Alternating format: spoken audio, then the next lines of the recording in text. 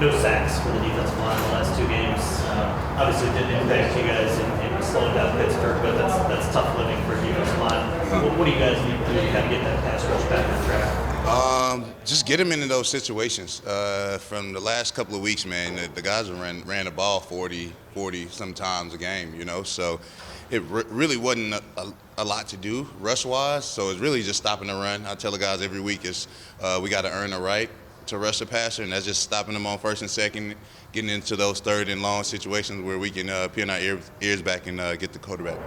How important is that, even more so this week with Cleveland? I think they're the number 2 rushing team in the league, over 150 yards a game they average.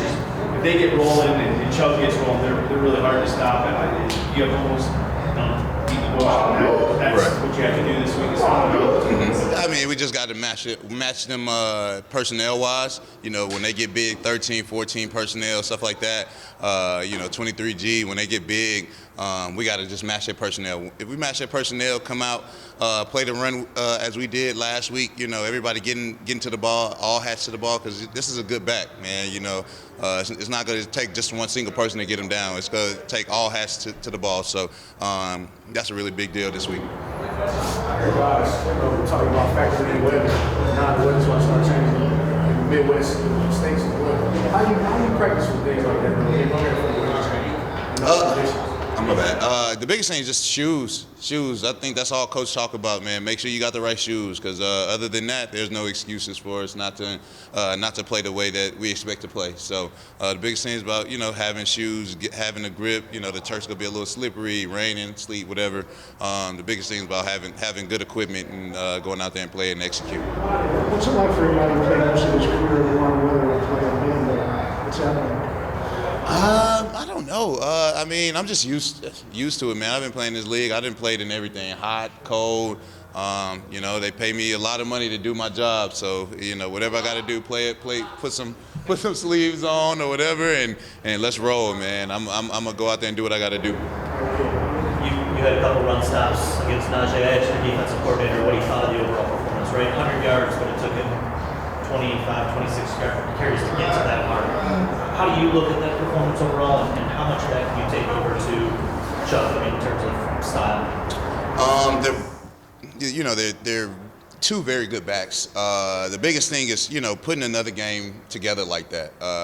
We haven't done that yet this year.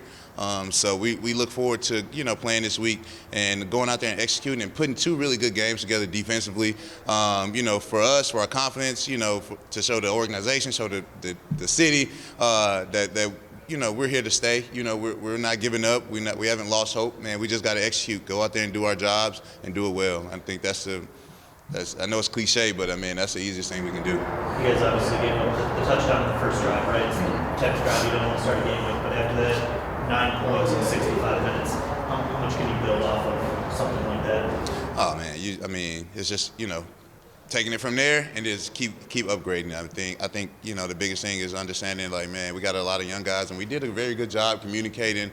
Everybody was, on the, P's and Q's. I mean, throughout all practice, and that's the thing that coach said, man. Once we have very good practices where we're communicating, we can translate that to the game, and it's been looking like that so far. All the guys have been locked in, so we're just trying to, like you said, take it from that performance and just keep going up. You mentioned the young guys as kind of the leader on that defensive front. What do you say to guys like Aleem and Levi, who maybe the roles kind of decreased a little bit over the past couple of weeks? How do you preach to them patience before they get their shots?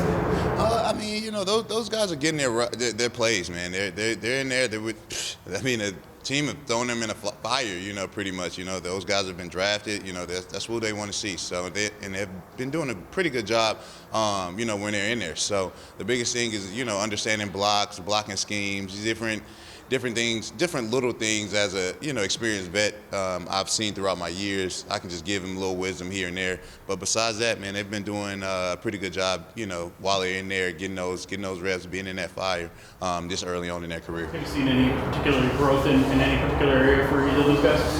Oh yeah. You know, obviously, you know, Aleem and Levi have, you know, like I said, been in the game, but you know, just getting the pass rush, you know, learning just how to practice, you know, being, you know, assertive, being, you know, locking in each and every day, man. You know, me personally, I'm trying to be that guy for them, you know, the guy to show them how to practice, man, how to go about your work each and every day and getting the job done. So that's all I can do.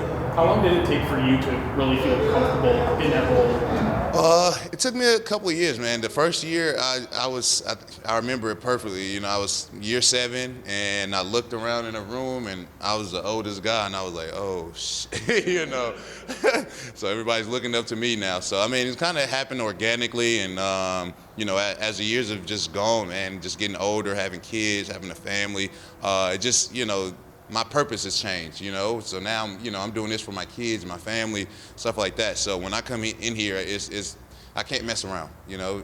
I got too many people looking out for me, you know, looking for me to go out there and do my job, you know, for them. So I think that's the biggest thing is, man, I'm a professional, I'm a husband, I'm a man.